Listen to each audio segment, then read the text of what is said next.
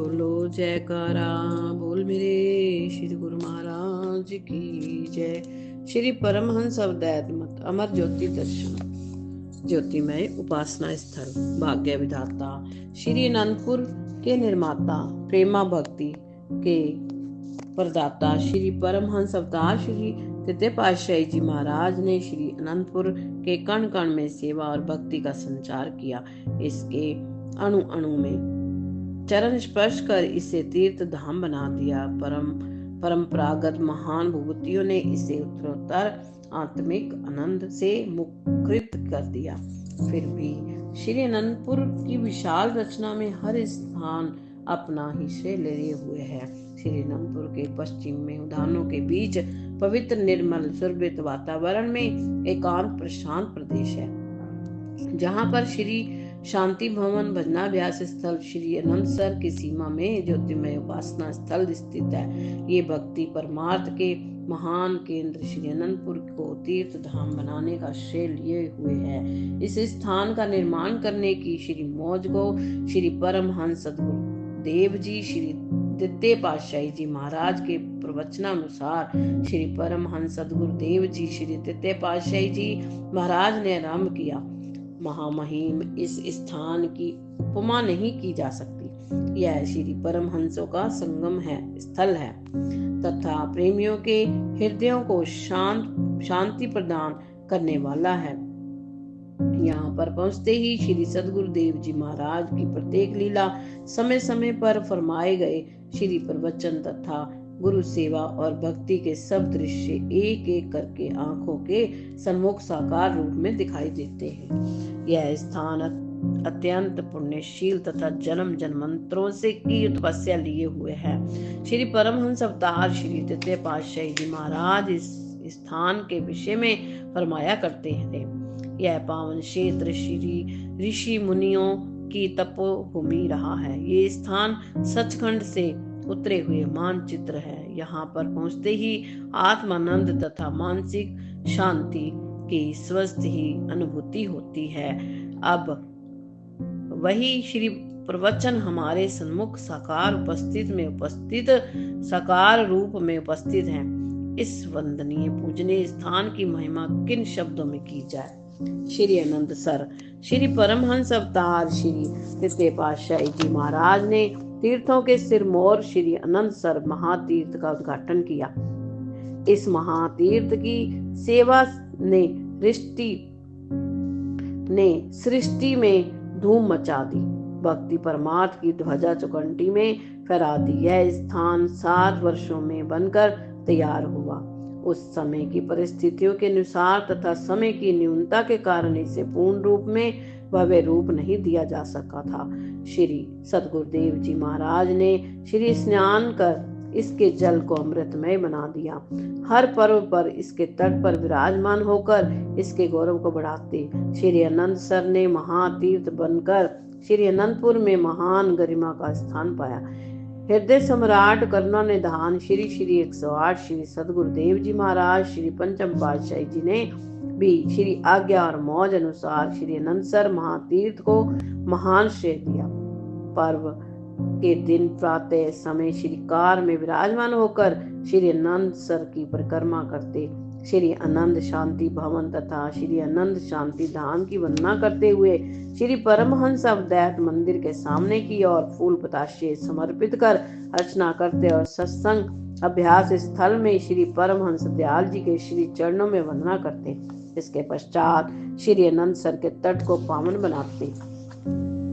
भक्तों की ओर श्री अनंतसर में एक शीशे का कमरा बनवाया, जिसे तट तक पुल द्वारा जोड़ा हुआ है। प्रातः काल की मंद मंद सुगंधित समीर आपके स्पर्श से नृत्य करती एवं थिरकती हुई गुरुमुख प्रेमियों के दिमाग में अद्भुत सौरभ भरती। नभ में उदित होते हुए रक्त वर्णित सूर्य की किरणों सम आपके मुखमंडल की आभा जन मन में आह्लाद भर देती। आप मंद मंद मुस्कुराते हुए श्री कर कमलों से आशीर्वाद कामने बरसाते हुए पुल से उस कमरे में पहुंचते जयकारों की ध्वनि से संगीत प्रतिध्वनि से उठता।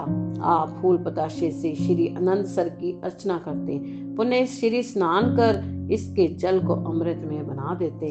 श्री अनंत सर भी अपने भाग्य पर इठलाता हुआ महापुरुषों के चरणों में शीश झुकाता, सदा सदा के लिए स्वयं को पावन बनाए रखने की विनय सुनाता।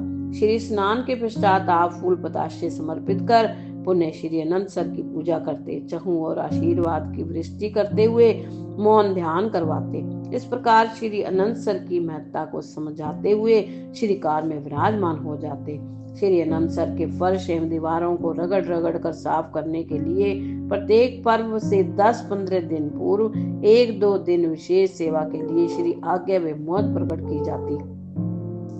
समस्त गुरुमुख इसमें सम्मिलित होकर 1-2 दिन में इस कार्य को पूर्ण करते हैं। इसमें नया स्वच्छ जल भर दिया जाता है और पर्व पर श्री स्नान के पश्चात इस अमृत में जल को सब गुरुमुख प्रेमी दर्शनार्थी चरणामत सब रूप लेते हैं।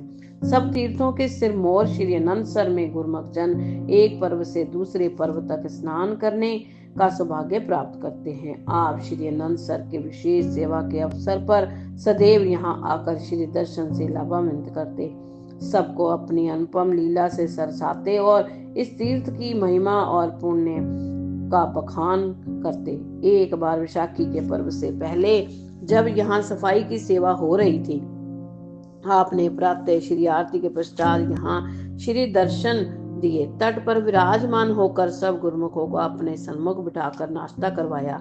महापुरुष किस समय किस गुप्त रहस्य का उद्घाटन करते हैं और कौन सी रचना रचाकर उस सेवा की दिव्यता को दर्शाते हैं, जीव कल्याण का साधन जुटाते हैं, समय पाकर ही इसका ज्ञान होता है। आपने दोपहर को 2 बजे सब गुरुमुखों को छुट्टी देकर फरमाया कि शीघ्र ही भोजन करके 3 बजे तक सेवा आरंभ कर दो। गुरुमुख जन भोजन करके कुछ सुस्ताने लगे।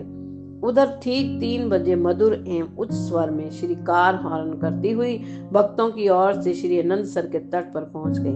दूसरी ओर से कुछ गुरुमुख भाग भाग कर यहाँ पहुंच गए।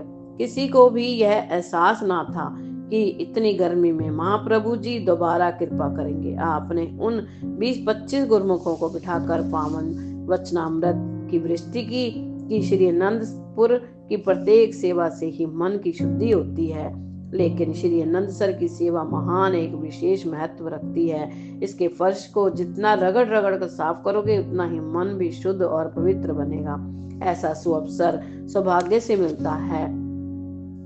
जो इस सेवा को श्रद्धा और प्रेम से करता है उसे अपने घट में मालिक का दीदार हो जाता है। उपस्थिति गुरुमुखों ने श्री वचन श्रवण कर भाग्यों की सराहना करते हुए अपने धन्य भाग्य मनाए। इस विशेष सेवा में सर्वदा भाग लेने के लिए सदा उत्साहित रहने लगे। दूसरे दिन जब सेवा के लिए श्री आज्ञा फरमाई तो यही वचन सबको सुनाए गए। संतों की वाणियों इसी सत्य को दोहराती हैं, जैसा विगत राम है तैसी भक्ति अलेख, इन दन्यों की मीत नहीं सहज मुखा कहे से। अर्थात अपरंपार प्रभु की महिमा अवर्णनीय है। उस भक्ति का स्वरूप भी बुद्धि की सीमा से परे है। शेष भी सहस्त्र मुखों से यही महिमा गायन करते हैं कि इन दोनों को किसी सीमा में नहीं बांधा जा सकता। अर्थात महापुरुष इस भक्ति का रहस्य सरल सुगम भाषा में समझाकर आत्म जागृति उत्पन्न करते हैं। उनके उपदेशों में आचरण कर मानव जन्म सार्थक हो जाता है। आप श्री अनंत सर की गौरव गरिमा बढ़ाने और परम पूजनीय बनाने के लिए नवीनता के रंग में भरकर इसकी शोभा को अद्वितीय बनाने लगे। इसके किनारे पर स्टेनलेस स्टील के सुंदर जंगले लगवाए। दोनों तरफ की ओर सीढ़ियां तथा तट पर चारों ओर संगमरमर लगवाया। इसके चहुं और दीवारों पर प्लास्टर करवाया। दीवार के बाहर की ओर विभिन्न रंगों से सुसज्जित सुंदर फूल व बेलें चित्रांकित करवाई। इसके सौंदर्य में एक अद्भुत आकर्षण एवं निखार समा गया। चारों ओर बाहर पक्की सड़कें बनवाई, तट के साथ साथ सड़कों के एक और हरे भरे सुंदर पेड़ और दूसरी ओर सुगंधित उद्यान बनवाए। इन उद्यानों की छटा अपरिमित है। कहीं पर गुलाब, कहीं मोतिया, चमेली, नरगिस, गेंदा तथा अन्य भिन्न प्रकार के पुष्प अनूठी शान के साथ उद्यानों में झूम रहे हैं। जहां पर दृष्टि डालो उद्यान ही उद्यान दिखाई देते हैं। श्री अनंतपुर के आवास स्थान से लगभग 2-3 फलांग पश्चिम की ओर यह स्थान स्थित है।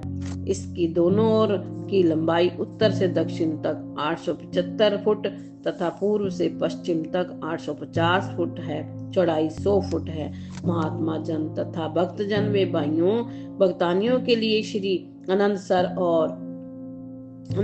को 2 भागों में विभक्त किया गया हुआ है। स्त्रियां अपनी ओर तथा पुरुष अपनी ओर स्नान करते हैं। श्री परमहंस अवधूत मंदिर तक पहुंचने के लिए मार्ग भी भिन्न भिन्न है। ये मार्ग पुलों द्वारा पर मिले हुए हैं। श्री मंदिर के एक और भक्तों वे महात्मा जनों के लिए पुल है और दूसरी ओर भाइयों वे भक्तानियों के लिए है।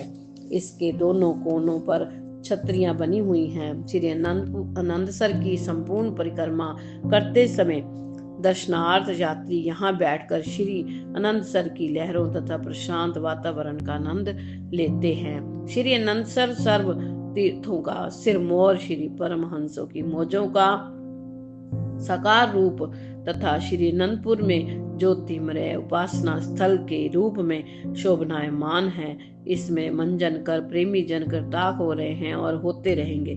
श्री अनंतसर पर भक्तों की ओर पुल बना हुआ है, जहां से प्रेमी गुरमुख उपासना स्थल पर पहुंचते हैं। सर्वकला सिरमौर श्री सदगुरु दाता दयाल जी ने श्री अनंतसर के पुल की चौड़ाई को बढ़ाकर उस पर एक अति भव्य एक विशाल मुख्य द्वार का निर्माण करवाया।